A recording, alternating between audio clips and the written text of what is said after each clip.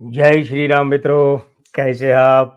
मैं लक्ष्मीपुत्र डॉक्टर कुमार गणेश आपके साथ हूँ, आपके सामने हूँ, हाजिर हूँ आज का किस्सा लेकर इस चैनल पर जिसका नाम है किस्से कुमार से। तो किस्सा शुरू करूँ इससे पहले ये कि अगर अभी भी आपने इस चैनल को सब्सक्राइब नहीं किया है तो कर लीजिए, घंटी का चिन्ह भी दबा दीजिए और साथ ही साथ मैं ये भी निवेदन करूँगा कि इस वीडियो को अधिक से अधिक साझा करें, वायरल करें और शेयर करें, अपनों के बीच बाँटें, फैलाएँ, आगे करें। चलिए देश और दुनिया के ख़ास-ख़ास किस्सों के सिलसिले में आज के इस एपिसोड का ये किस्सा। मित्रों, 6 फरवरी 1965 हिंदुस्तान के सिनेमा जगत और ख़ासकर हिंदी सिनेमा जगत के लिए ये तारीख बहुत महत्वपूर्ण है, बहुत मायने रखती है। चलिए आपको ये भी बता दूं कि क्यों मायने रखती है कि इस दिन फ़िल्म रिलीज़ हुई थी और जिसका नाम था गाइड। चूँकि ये नाम हिंदी में था इसलिए इसमें द शब्द नहीं लगाया गया, द गाइड नहीं किया गया, गाइड। अब आप में से अनेक को ये पता है कि ये फ़िल्म अंग्रेजी में भी बनी थी, अंग्रेजी में निर्देशक दूसरा था। हिंदी में भी पहले तो निर्देशक जो है वो चेतन आनंद को लिया गया, लेकिन उसके बाद में चेतन और देव आनंद के छोटे भाई गोल्डी, विजय आनंद को निर्देशक लिया गया। ये फ़िल्म एक कल्ट फ़िल्म मानी जाती है। हिंदी सिनेमा के इतिहास की महानतम फ़िल्मों में से एक ये भी मानी जाती है। क्या अद्भुत फ़िल्म थी! ऐसे लगता है इस फ़िल्म को बहुत टूट कर बनाया था सभी लोगों ने। नवकेतन का बैनर था, अच्छा काम, अच्छी मेहनत की गई और हुआ क्या था? हुआ ये था हाँ, कभी-कभी क्या होता है कि आदमी अपनी ही बात को, अपनी ही चीज़ को, अपने ही काम को जब उसका आकलन करता है तो कम आंक बैठता है।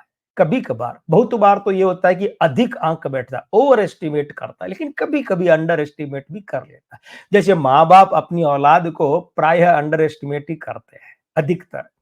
थोड़े से ऐसे होते हैं जो ओवर एस्टिमेट करते हैं, है ना? अधिमूल्यन करते हैं। तो ये जो फ़िल्म थी, ये फ़िल्म जब बनने लगी और जब गोल्डी को यानी विजय आनंद को सौंपा गया इस फ़िल्म के निर्देशन का काम, तो उस समय विजय आनंद ने इसमें गानों की गुंजाइश निकाली तो संबंधित सभी जो जीनियस कहे जाते थे, जो बुद्धिजीवी थे, वो सब परेशान हो गए। बोले इस फ़िल्म में और ख़ासकर अ, आर के नारायण जिनके उपन्यास द गाइड पर ये फ़िल्म आधारित थी, तो अरे इसमें कहाँ गानों की गुंजाइश है, ये फ़िल्म का कचरा हो जाएगा। अंग्रेज़ी फ़िल्म में कोई गाना नहीं था, होना भी नहीं था और उसके बाद फिर आर के नारायण नाराज़ हुए, बोले ये क्या है? और रिलीज़ हुई ना तो आर के नारायण ने ही लेख लिखा था द मिसगाइडेड गाइड।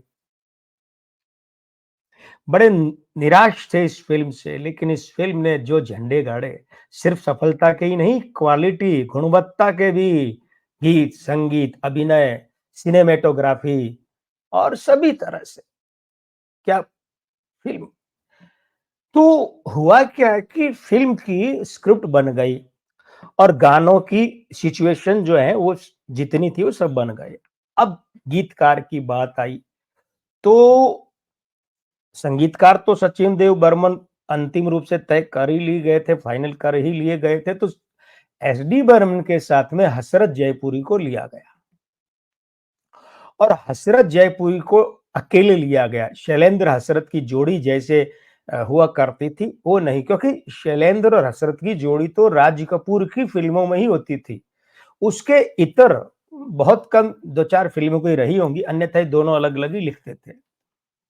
तो यहाँ हसरत जयपुरी को लिखा गया और कहा भाई ये सिचुएशन है और इन पर गाने लिखिए।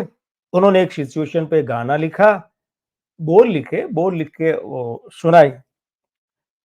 देवानंद भी बैठे थे, सचिन दा भी थे और गोल्डी विजय आनंद भी थे। तो दिन ढल जाए हाय रात न जाए, तू तो न आए तेरी याद सताए। अब ये जब मुखड़ा सुना तो देवानंद का माथा ठनका और कहीं न कहीं विजय आनंद भी जो है वो भी ठनकने के आसपास ही था उनका माथा भी। वो उन्हें लगा ये अश्लीलता की सीमा को छू रहा है, उसके आसपास कहीं जा रहा है। ये गाना, ये बोल संतुष्ट नहीं है, मतलब जैसे होता है ना, मजा नहीं आया, ये नहीं चाहिए, इस मूड में आ गए। और फिर हसरत साहब को बता दिया भाई ये पसंद नहीं आया, ये गाने में ये समस्या हमें दिख रही है। हसरत जी ने कहा कि भाई इसमें अश्लीलता कहाँ आ रही है, कहाँ अश्लीलता की सीमा को छू रहा है। बोले नहीं साहब, ये नहीं चले। खैर वो मूड उखड़ गया उनका हसरत जयपुरी के गानों से, तो ये तय किया कि भाई गीतकार बदलेंगे। बदलेंगे तो अब जिस स्तर की कहानी है, उस स्तर का गीतकार भी तो चाहिए। हर किसी को तो ले भी नहीं सकते। और वैसे तो मजरू ने देवानंद की फ़िल्मों में बहुत गाने लिखे, लेकिन नवकेतन में आकर के मजरू का साथ कोई बहुत लंबा रहा नहीं। तो अब यहाँ पर मजरू की बजाय रुख किया गया, मजरू के नाम पर विचार किया गया, लेकिन मजरू की बजाय रुख किया गया शैलेंद्र की ओर। अब शैलेंद्र से बात की गई, शैलेंद्र को सारी बात बताई, क्योंकि ध्यान में तो उनके भी थी ना कि इस फ़िल्म के गाने तो हसरत लिख रहे हैं। तो उनका ये कहना था कि भई आपको क्या समस्या आई? तो उन्होंने समस्या बताई कि ये है, इसलिए हम हसरत को हटाकर आपको लेना चाहते हैं। शैलेंद्र ने कहा ठीक है लिख लूँगा, लेकिन मेरी 3 शर्तें हैं। पहली शर्त तो ये है कि हसरत जयपुरी की एनओसी चाहिए, अनापत्ति प्रमाण पत्र, मतलब उनकी सहमति चाहिए कि मैं उनकी जगह लिख सकता हूँ। उन्हें कोई आपत्ति नहीं है, ठीक है? दूसरी बात ये है कि पहली बात का पालन करवाइए। तो हसरत जयपुरी से बात की गई, हसरत जयपुरी ने कहा कोई बात नहीं, शैलेंद्र लिखते हैं। दूसरी शर्त शैलेंद्र ने ये रखी कि ये गाना जो है ये भी मैं पूरा करूँगा, बाकी गाने भी लिखूँगा, लेकिन इस गाने का मुखड़ा यही रहेगा, ये नहीं बदलूँगा। गोल्डी और देव साहब बोले ठीक है। और तीसरी शर्त ये है कि हसरत जयपुरी को इस फ़िल्म के गाने लिखने के जितने पैसे देने की बात हुई थी, वो सारे पैसे दिए जाएँगे। भले ही चाहे उन्होंने सारे गाने नहीं लिखे, हटाया आपने, उन्होंने ही छोड़ी फ़िल्म। तो बोले ठीक है ये भी मंजूर है। हशरत को पूरे गानों के पैसे दे दिए गए। इस गाने के शेष जो भाग है, मुखड़े के अलावा जो सारा भाग है, अंतरे वगैरह, वो सब शैलेंद्र ने लिखे, फ़िल्म के सारे गाने शैलेंद्र ने लिखे। और जब 6 फरवरी 1965 को रिलीज़ हुई तो लोगों ने कहा म्यूज़िक तो अच्छा है, अब फ़िल्म चलेगी कि नहीं चलेगी? देवानंद ने अपने ट्रैक से हटकर रोल किया है और चलने की गुंजाइश लग नहीं रही है, लेकिन साहब छप्पर फाड़ कर चली वो फ़िल्म, कमाई की उसने, ज़बरदस्त कमाई की। और संगीत ने तो तहलका मचा दिया था इस फ़िल्म के संगीत में। एक-एक गाना क्लासिक, एक-एक गाना, क्लासिकल नहीं क्लासिक, क्लासिकल संगीत पर तो आधारित थे ही। क्या गज़ब का संगीत! लेकिन वही जो मूल बात मैं आपको बताने के लिए किस्सा सुना रहा हूँ और आपके सामने सुनाया है कि भई इस फ़िल्म के पहले गीतकार थे हसरत जयपुरी। शैलेंद्र की एंट्री बाद में हुई। लेकिन आपकी एंट्री तो हो चुकी है भई इस वीडियो के शुरू होते ही। तो आप अपनी एंट्री को दर्ज कैसे करवाएँगे? इस चैनल को सब्सक्राइब करके कीजिए, फटाफट कीजिए अगर नहीं किया है तो।